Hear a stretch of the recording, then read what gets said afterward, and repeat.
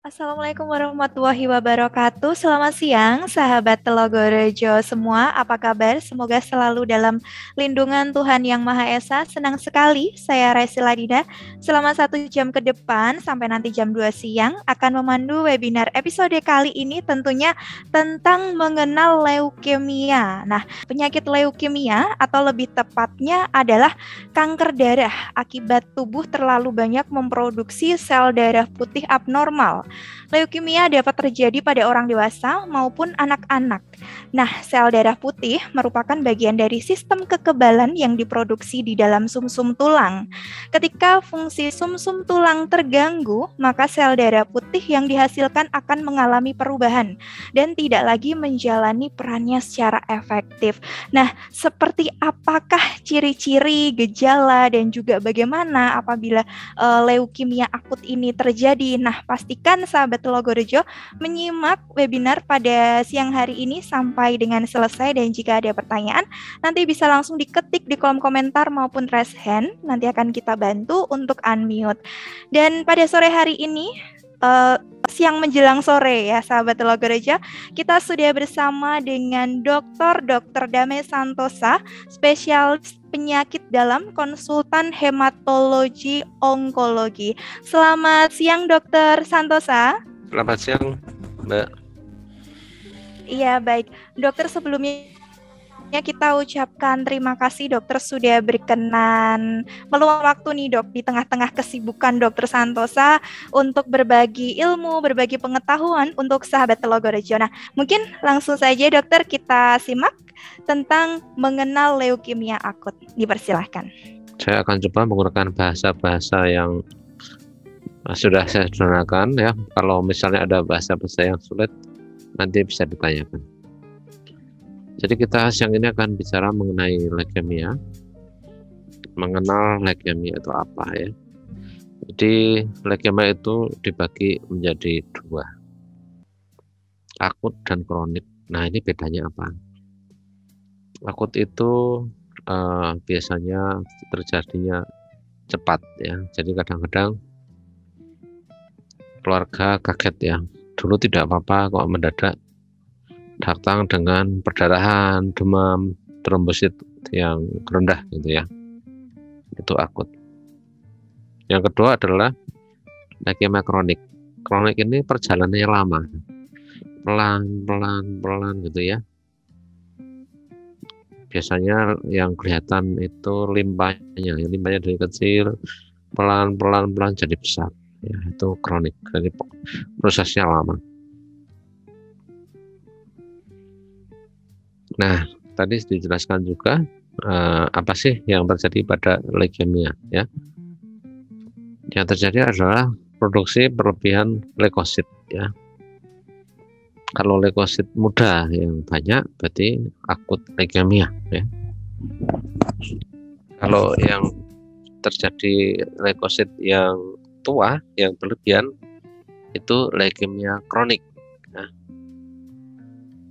Nah, sel-sel leukemia ini banyak beredar di dalam sumsum tulang, kemudian kelenjar getah bening dan jaringan tubuh. Jadi kadang-kadang pasien datang dengan trombositopenia karena sel-selnya diganti trombositnya oleh sel-sel leukemia, kemudian nyeri tulang ya, kadang pasien nyeri tulang. Dan yang kedua kelenjarnya membesar karena sel-sel leukemia masuk di dalam kelenjar getah. Kemudian juga masuk ke jaringan tubuh. Leukemia ini terjadi kurang lebih 20%. Dan leukemia akut itu dikenal menjadi 2, AML dan ALL. Lainnya apa bedanya? Akut myeloid leukemia atau yang kedua akut lymphoblastic leukemia. Yang membedakan adalah seri sel yang terjadi berlebihan. Kalau seri myeloid berarti AML, kalau seri limfoid berarti ALL. Kalau ALL ini pada usia muda prognosisnya bagus, kemungkinan sembuhnya cukup tinggi. Tapi kalau ALL pada dewasa hanya dengan kemo tidak cukup, prognosisnya kurang bagus dan perlu terapi yang agresif. Nah, kalau AML sama ya. Untuk usia tidak terlalu pengaruh prognosisnya, cuma jenisnya ya. Ada jenis yang namanya akut promyelosit leukemia, itu yang kemungkinan sembuhnya tinggi. Nah, ini gambaran mikroskop ya. Ini ada sel darah muda ya, dan ini seri mieloid, ini seri limfoid. Nah, kalau yang limfoid ini banyak ya, ini akan menjadi ALL. Kalau yang mieloid ini berlebihan, ini akan menjadi AML. Nah, bedanya di situ ya. Nah, ini jenis-jenis dari AML.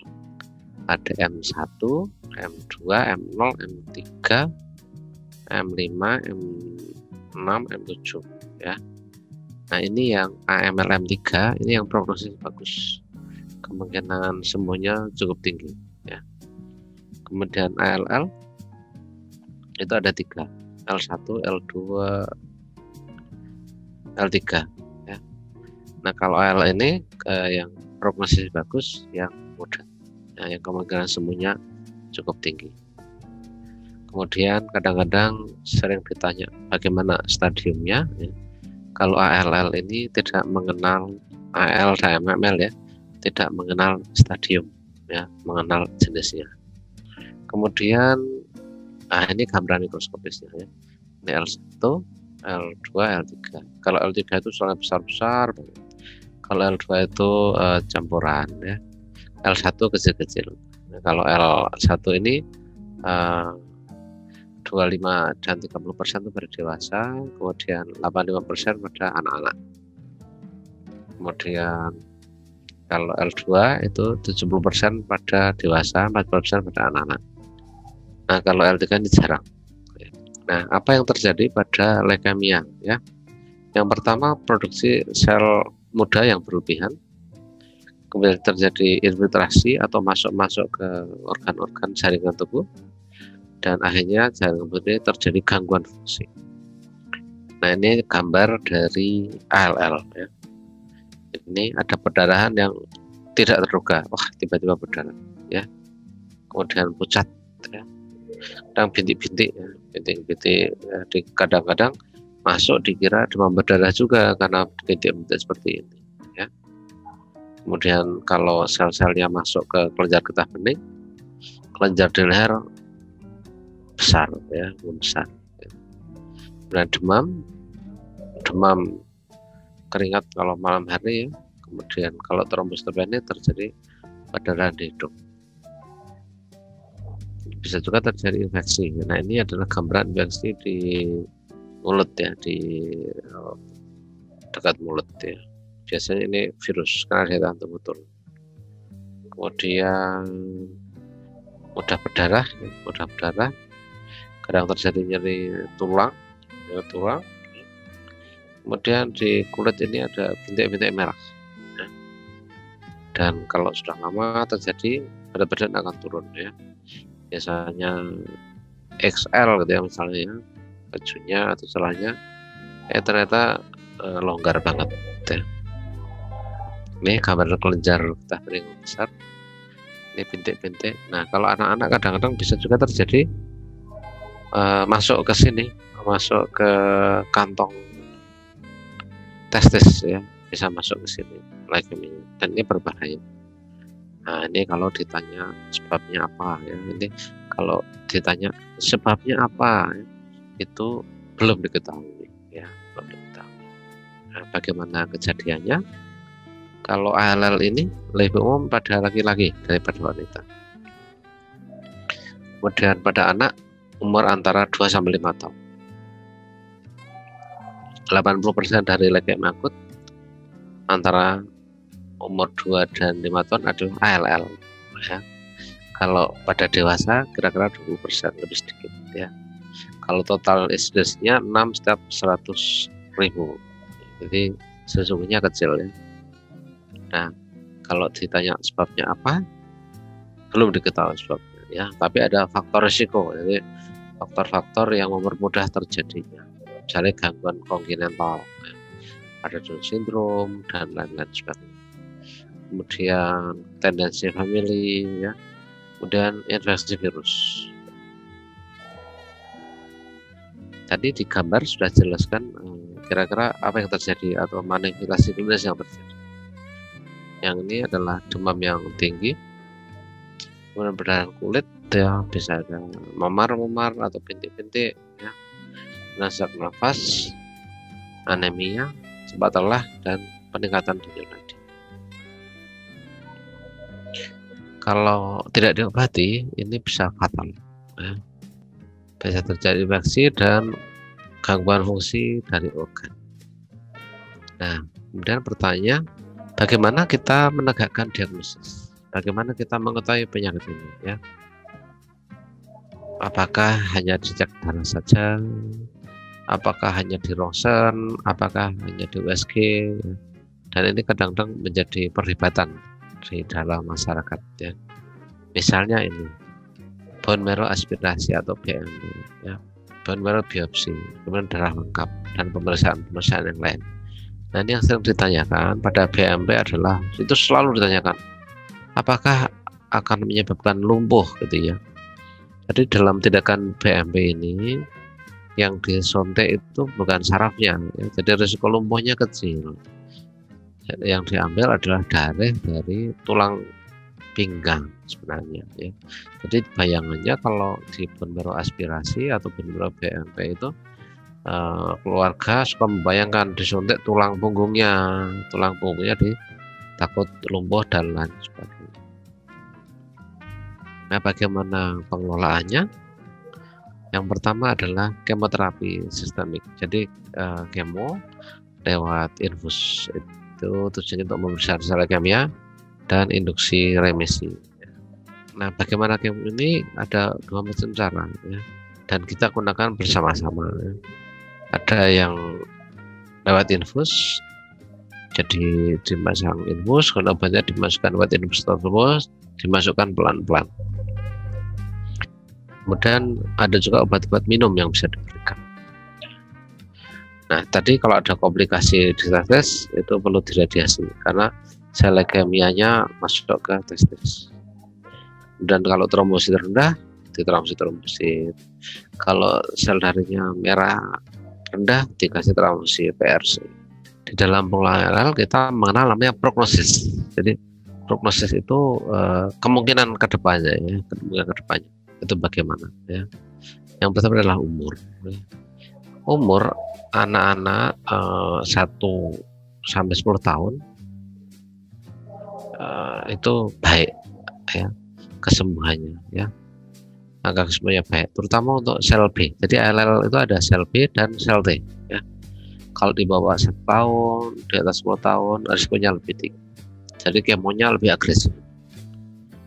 Nah, kalau saya ALL ini tidak dipengaruhi usia karena progresnya memang kurang bagus. Yang kedua adalah leukosit awal. Leukosit 50.000 ke atas memiliki risiko tinggi dan memerlukan terapi intensif yang khusus. Kemudian jenis kelamin. Jenis kelamin memiliki kemungkinan lebih baik untuk sembuh pada wanita, ya. Tapi saat ini sudah berbeda dengan pengajuan pengobatan. Yang kedua adalah gen atau kromosomnya. Jumlah yang lebih banyak itu lebih baik. Tapi kalau kurang batasnya kurang baik. Seperti kita ketahui jumlah kromosom manusia itu ada 46, ya. Jadi kalau lebih baik, tapi kalau kurang malah buruk pada leukemia. Nah, yang kedua adalah perbedaan kromosom, ya. Ada kromosom 12 dan 21 itu mungkin lebih sembuh. Tapi kalau kromosom yang berpindah itu 9 dan 22 itu hasilnya kurang bagus. Kemudian respon terhadap pengobatan awal. Jadi kalau dalam 1 sampai 2 minggu ini terjadi remisi itu sel leukemia di bawah 5%, ya. Biasanya prosesnya bagus. Kemudian ini juga leukosit awal, ya. Kalau leukosit di bawah 100 lebih baik. Ini pada AML, ya, Kalau leukositnya lebih dari 100 itu kurang bagus. Kemudian ada kelainan Down syndrome ya. Kalau leukemia ini terdiagnosis di bawah 4 tahun biasanya baik. Tadi saya katakan bahwa jenis AML, akut promyelocytic leukemia atau AML M3 ini lebih baik daripada jenis yang lain. Yang berikutnya adalah kromosom atau perubahan gennya. Nah, obat apa yang bisa diberikan? Ya?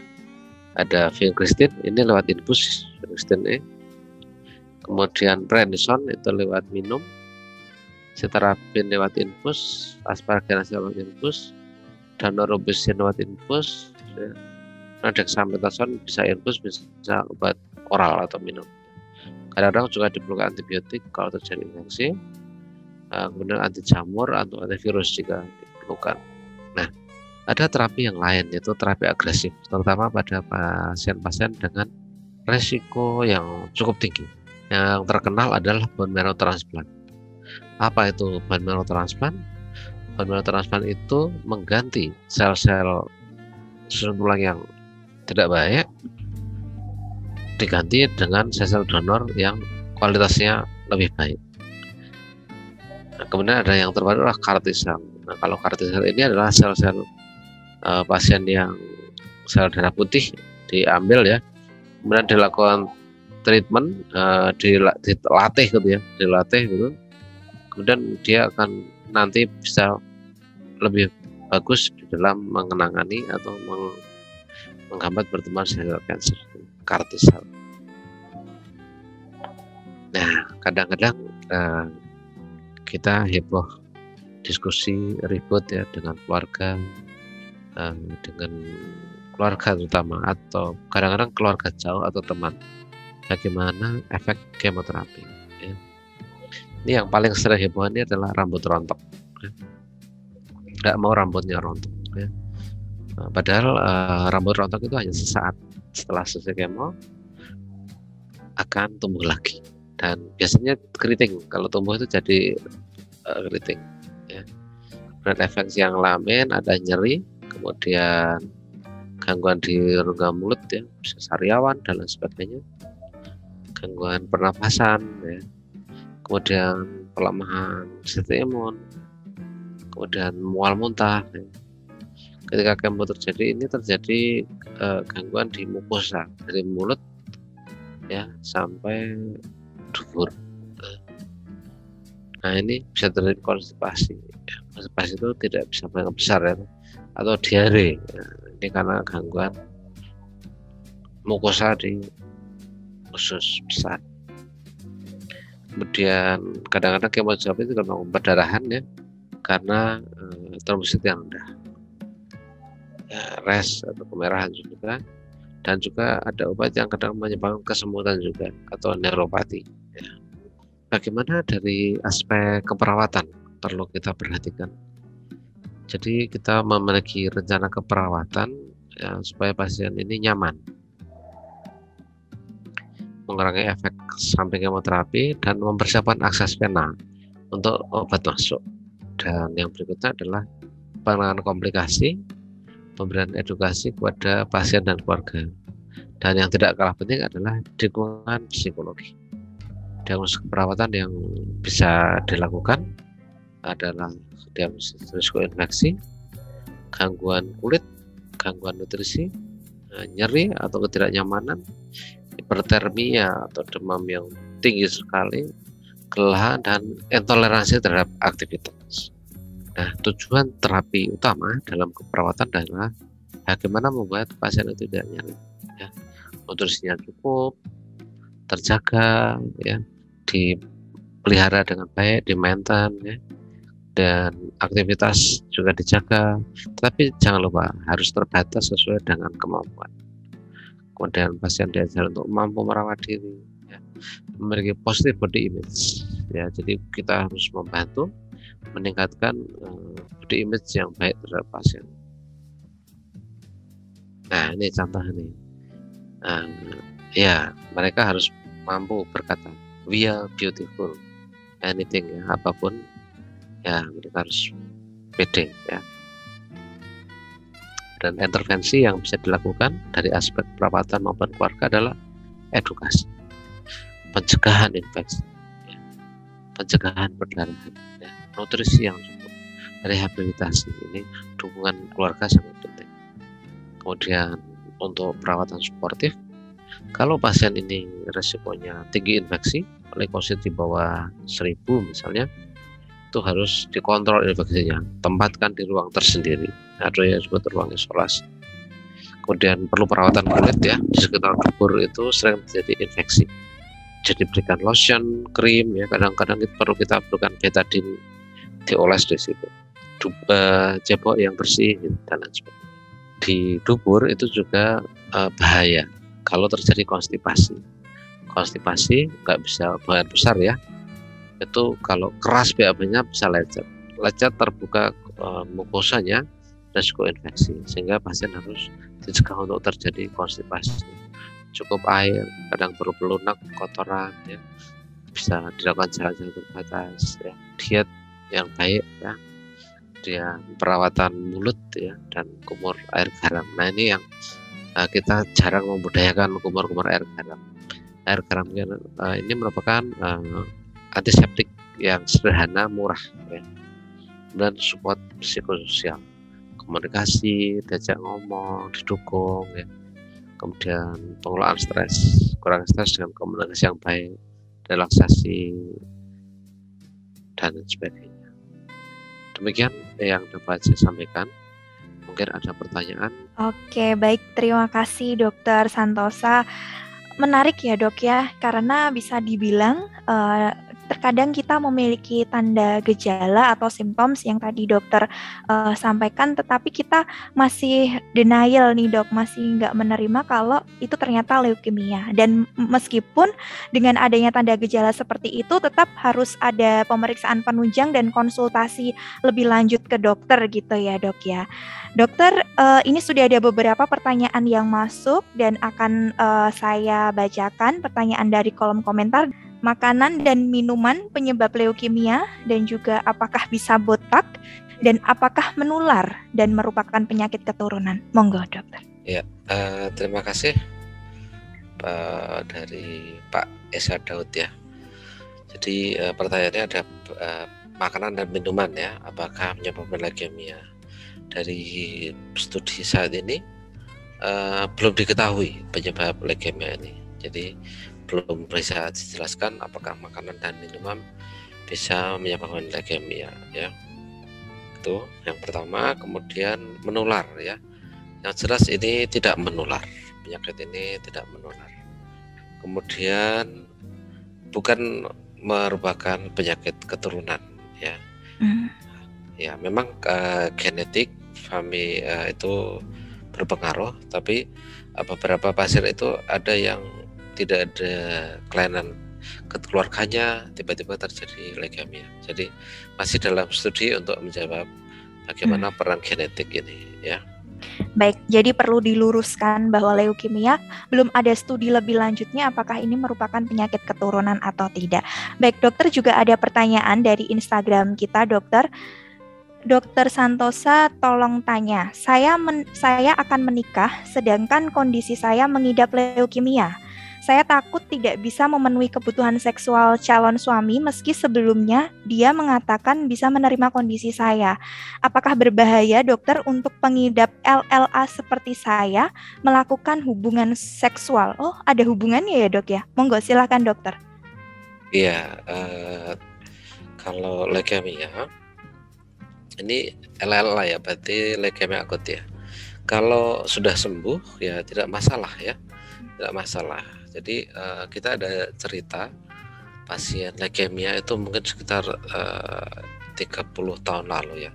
Di Trogorejo juga pernah dilakukan bone marrow transplant, sampai dilakukan bone transplant, kemudian menikah dan punya anak ya.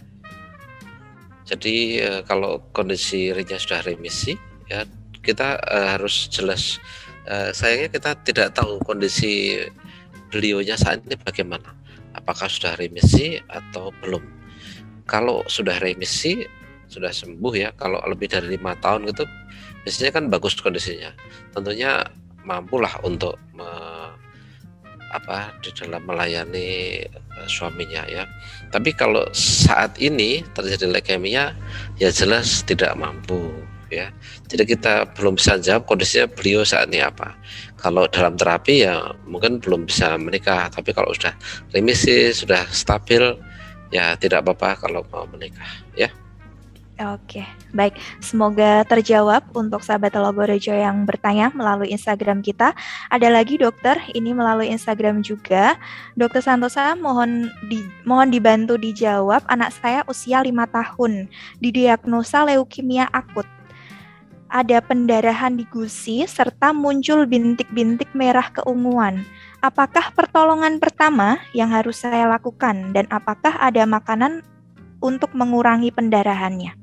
Ini menarik ya dok ya, mungkin untuk sahabat Telogorejo yang saudara atau tetangga mungkin ya yang memiliki gejala seperti itu, pertolongan pertama apa sih yang harus dilakukan? Silakan dokter. Iya, tadi sudah saya jelaskan kaitan usia dengan prognosis ya.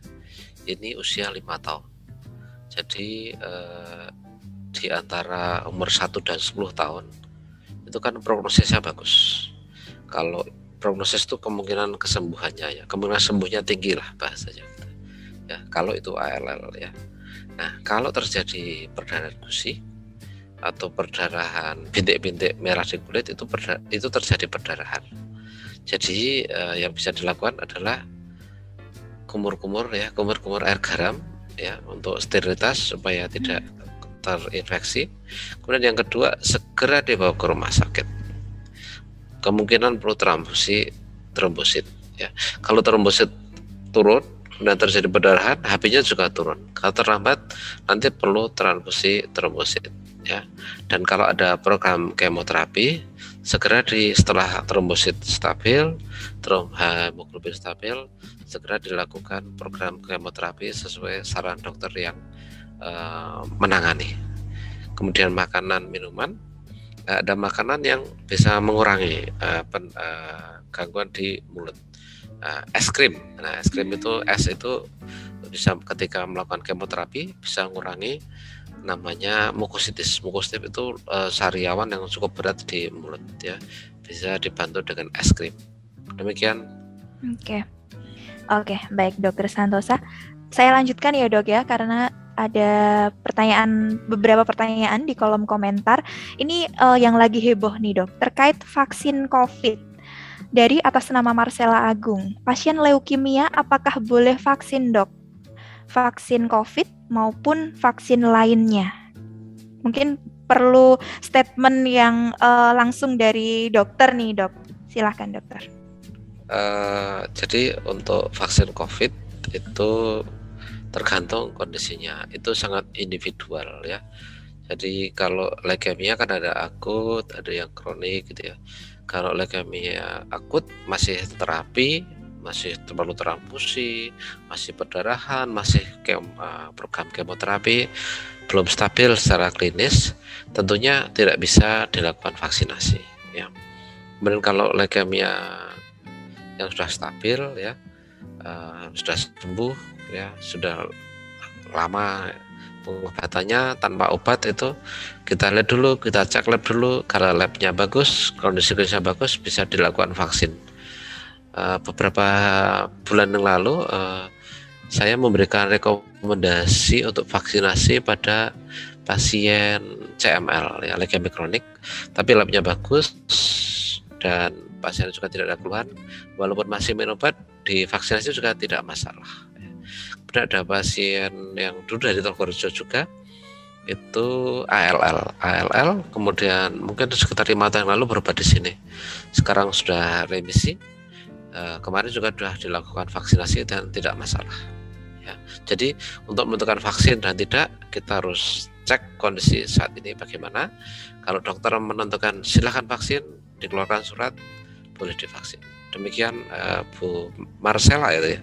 Iya betul dokter. Artinya bahwa sebaiknya konsultasi terlebih dahulu ke ya dokter yang biasa ditemui. Oke, baik. Selanjutnya pertanyaan dari atas nama Ita Dwi Apriliana. Selamat siang, izin bertanya berapa lama waktu metastase organ hati dan selaput otak bisa menghambat total kinerja organ tersebut? Terima kasih.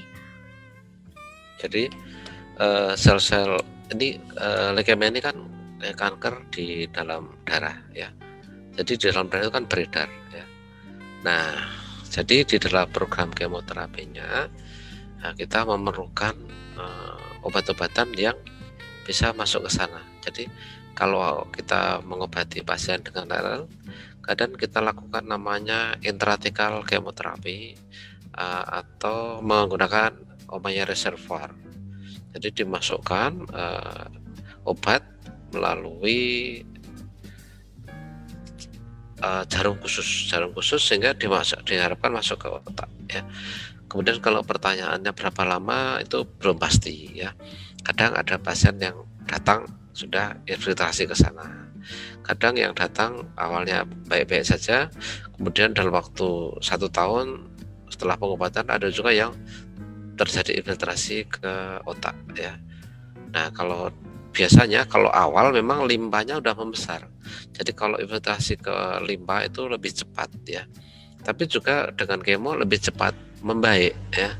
Dengan kemo obat itu akan masuk ke limpa lebih cepat. Nah, yang masalah kalau infiltrasi ke susunan saraf pusat ya. Tidak bisa obat infus dengan mudah masuk ke sana, sehingga harus ada jarum khusus yang kita masukkan ke susunan saraf pusat. Oke, pertanyaan selanjutnya dokter seputar COVID lagi nih dok. Dari atas nama Riki Sofyan, bagaimana jika penyakit leukemia terdeteksi COVID? Mungkin dari pengalaman-pengalaman yang kemarin nih dok, ada pasien yang leukemia juga menderita COVID-19 dok.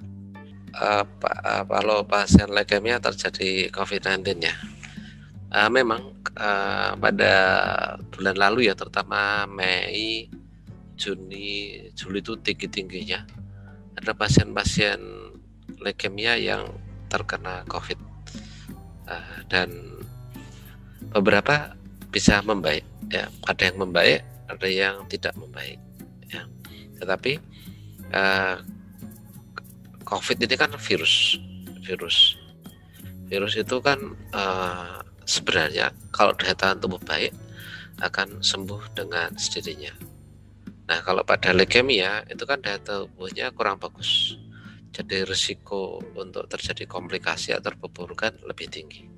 Tapi beberapa pasien yang kena kemarin ada yang sembuh juga ya, tapi beberapa juga ada yang tambah buruk. Demikian. Oke, baik, dokter maaf, satu pertanyaan terakhir ya dok ya, karena ini menarik sekali dok, bisa menjadi penutup dan juga take home message nih untuk sahabat Telogorejo semua. Pertanyaan dari atas nama Irma Wihayati, siang dokter, apakah leukemia juga bisa muncul dari pola hidup atau gaya hidup? Kalau memang bisa, pola hidup yang seperti apa yang harus kita jalani? Ya. Jadi kalau kita lihat review artikel, kita baca di dalam artikel sampai saat ini untuk penyebab tunggal leukemia itu belum diketahui. Ada teori genetik, ada teori virus ya, atau infeksi dan lain sebagainya, paparan lingkungan dan lain sebagainya. Nah, jadi kalau kita bicara mengenai faktor risiko itu ada 2 macam ya. Faktor risiko yang bisa diubah ya, faktor risiko yang tidak bisa diubah ya.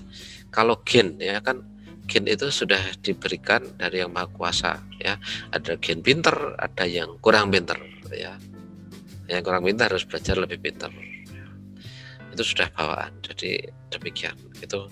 Nah, kalau ada hal-hal yang bisa kita ubah ya, misalnya gaya hidup ya, gaya hidup sekarang kita akan menuju negara maju, Indonesia ini tentunya ekonomi makin maju ya. Warung-warung juga kita bisa makan apa saja ya, yang punya uang. Nah, kita harus jaga pola makan, kontrol berat badan ya, kontrol berat badan dan nutrisi yang seimbang ya. kemudian olahraga yang cukup, ya, gizi dan vitamin yang seimbang, ya.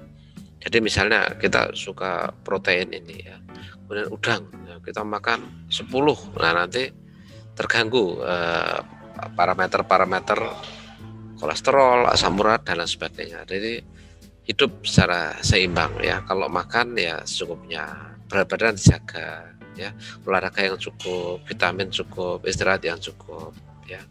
Demikian secara umum yang mungkin bisa menjawab walaupun tidak langsung, ya. Oke, baik.